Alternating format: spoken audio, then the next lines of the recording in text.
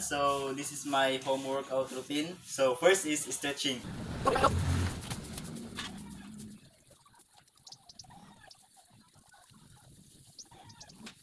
So we'll proceed to exercise. So first is squat 1. So next is jumping jack.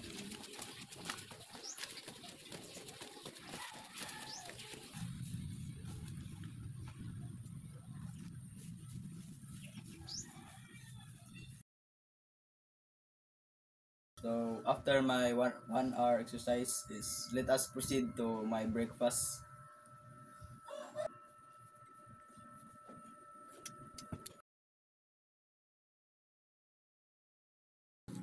So time check, it's already 11:30 a.m. So we need to eat lunch.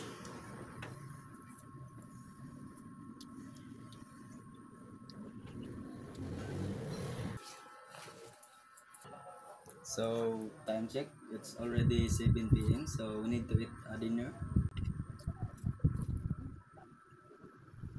So tips to achieving our diet is we need to balance the food that we eat.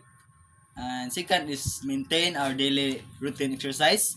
And remember, we need to drink 8 glass of water a day.